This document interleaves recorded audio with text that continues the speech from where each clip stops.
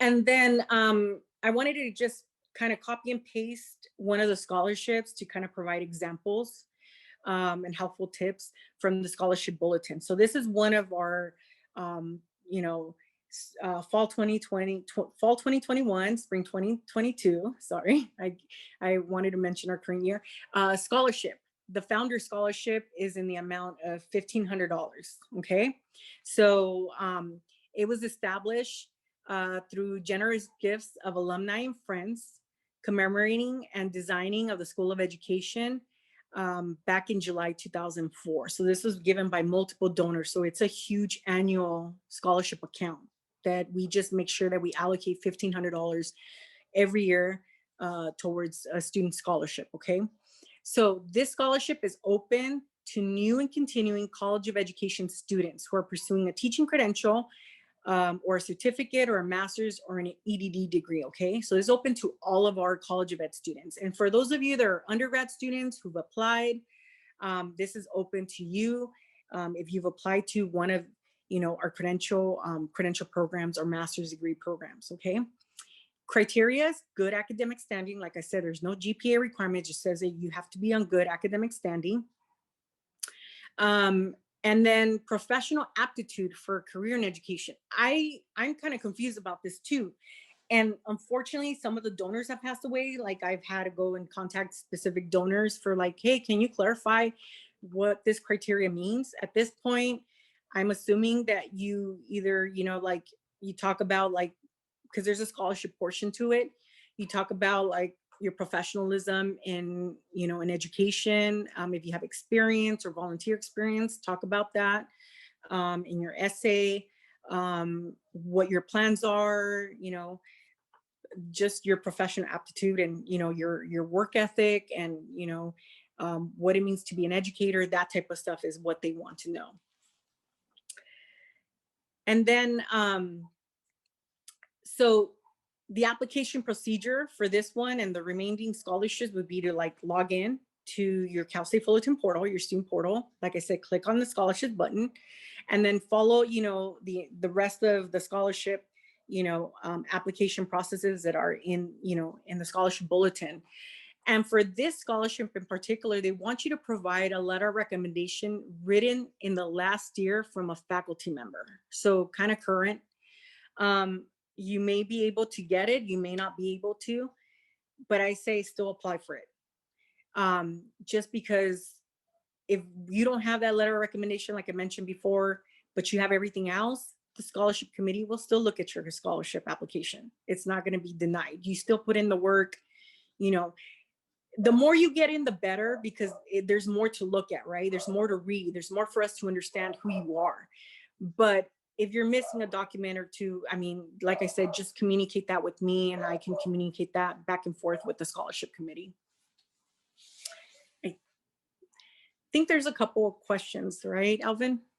Yeah, so someone assisted a fellow student. There was the question about essay length criteria, and I believe that is listed in under each of the criteria. They give you a rough estimate of how many pages. And then also there was another question in regards to some scholarships require a faculty member, and someone wanted to ask if it has to be from their current program or can it be from undergrad? It can be from undergrad. It can be from undergrad. Those scholarships, the donor, for whatever reason, preferred that it be a faculty member. But if you can't get one from a faculty member, but you have an awesome letter of recommendation from someone else, a staff member, or from an administrator, or from a professional, supervisor, that's fine too. Okay.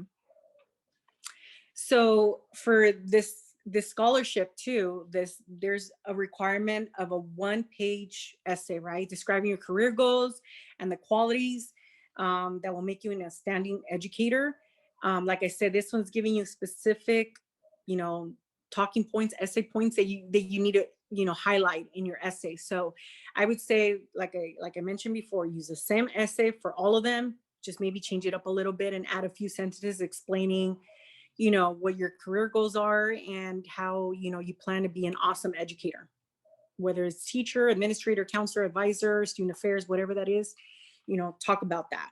Um, like I said, do not overwhelm yourself with the scholarship essay. And if you want someone to take a look at it, if you have questions, you would like someone to edit or just take a look and say, hey, Diana, am I in the right direction? I'm happy to help you with that. Like I said, this is a time where I'm fully devoted to assisting our students, you know, go through the scholarship process.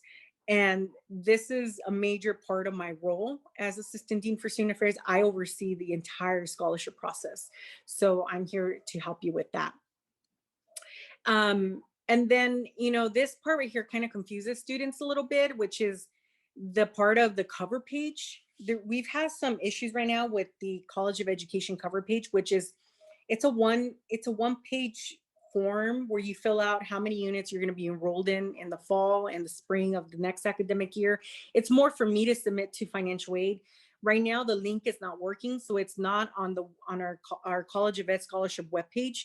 I will be adding it soon, but honestly, um, you're going to have that information in your scholarship application. So right now, I'm just telling students, look, either you can use an old one from the past if you have access to that, or, you know, we'll have access to that information in your scholarship application. So it's not a required form. It's more for organization, internal organization for us, for communication. But I'm going to pull that information from your application and submit that to um, to financial aid. So don't worry about the cover page for now, okay? But you're going to see that on the scholarship bulletin because that was written back in October. I have to submit it by October 31st of every year, and it's a hard deadline. I'm not able to make edits afterwards. And so financial aid needs that information, needs that scholarship bulletin way in advance for whatever reason, for organizational purposes. And then they post it in January in their, you know, in their website. And then I promote it in the College of Ed, but really that cover page is not one of the requirements. So if you see that somewhere, do not worry about it. Don't panic. Feel free to still email me if you have any questions about it. And I think, yeah, the next one, please. And so this is another scholarship that, you know, I'm just bringing up as an example to show you specific, you know, requirements that scholarships have. This one is the Josette Romero Memorial Scholarship. So obviously, you know, the donor passed away and the family left a big chunk of money to the College of Ed for scholarships, okay? But this one is a little bit more specific than the other scholarship I just showed you. So this one is in the amount of $1,000, and it's open to new or continuing students in the College of Ed who are pursuing a certificate, credential, graduate program. So it's open to all of our students, right? However, if you look at the criteria though, it says enrollment in the College of Education, you know, certificate, credential, or graduate program, good academic standing, community service activities, financial need, and re-entry student or single parent. Okay. So this donor really wanted, you know, a student in the College of Education, didn't matter what program or discipline, but that they were either a returning student, someone who had been away from school for X, Y, and Z amount of years, a returning student, according to, you know, the reentry program here at Cal State Fullerton in Student Affairs, is a student who's been away for more than 4 years. Okay.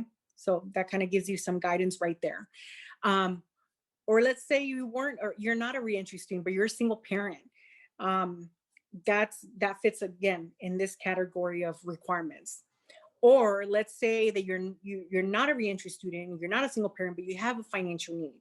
You can apply to this scholarship as well. Okay. So like I said, make sure you read the criteria because there's some, and you know, the scholarship committees are going to look for these things. So make sure you highlight if you have a financial need. Make sure you talk about how long you were away from school if you're a reentry student. Make sure you talk about, you know, you as a single parent, you know, and the struggles you've experienced and trying to juggle school and being a single parent or work, whatever, you know, responsibilities you have. Make sure you highlight that in the essay. And then, so for this scholarship, it says to provide a letter recommendation written in the last year from someone who can speak on your financial need and interest in the field of teaching. So this is really, really specific, right? And it's like, who can I get to write about like me having a financial need? Now there's some students who are able to find that. There's some students who are able to talk to a professor, are able to get one from a professor who knows about their circumstances because they built that trust and they've shared that information. There's some that are able to get it from a supervisor or someone who can, speak on their behalf and talk about like, hey, this, advocate for them, in this form. Or maybe you're not able to get that. Don't worry about it. Like I said, communicate with me so I can work directly with you and make sure I make a note of it, that you were able to complete the essay portion of it. You're able to complete the other requirements, but this was a hurdle, or, you just couldn't get someone to write it for you.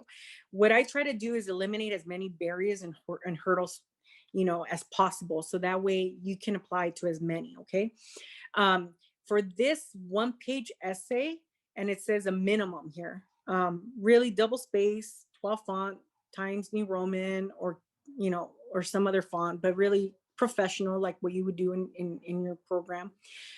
It's a personal statement about your interests and aptitude for entry into the field of teaching, but it's open to educators as well. So it's not, it's written here as for teaching, but really it's open to anyone in the College of Education. So it can be in higher ed, it could be as an administrator. And it says to please include details about why it would be financially difficult for you to pursue a credential or degree without the support of this scholarship. Very specific. Make sure you talk about that. Okay. So as you can see, many of our scholarships are not necessarily about high GPA, got to have a 4.0 or above a 3.5 or anything like that. So it doesn't exclude many of our students. Really, it's about, who you are and why you want to go into education and meeting the criteria. So it's accessible to many students. I've heard from my counterparts from other colleges how many other students are not able to apply to many of their scholarships because there's a high GPA requirement that either the donor wanted for whatever reason or the college is requiring. Here in the College of Ed, we try to really make it as accessible as possible. And then my contact information. So my email is the fastest way you can get a hold of me. I represent all of the students in the College of Ed and future teachers as well. So I am pretty busy. I deal with a lot of crisis issues, a lot of needs, students who have a lot of concerns, students of concern. So I will make sure to get back to you as soon as possible.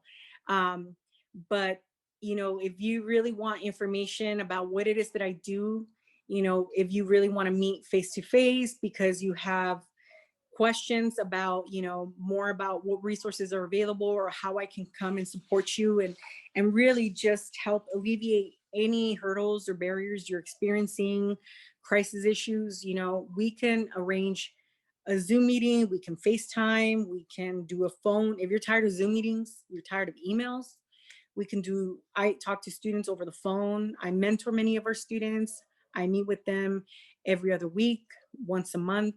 I try to be as accessible as possible, especially right now in this virtual era. We can do different. We could FaceTime. So just know that I'm here to support you. My position was open to support our students, and I want to make sure that you get all the support you need to be successful in your programs, and to see you return as an alum and support our students. So thank you, Alvin, and to the EICC for allowing me, to come and present and share on this important topic. And shout out to Alvin for putting this whole thing together. You've done an excellent job. So I just thank you for putting all of our speaker series together. There's many important topics that are going to be discussed in the next couple of weeks and months.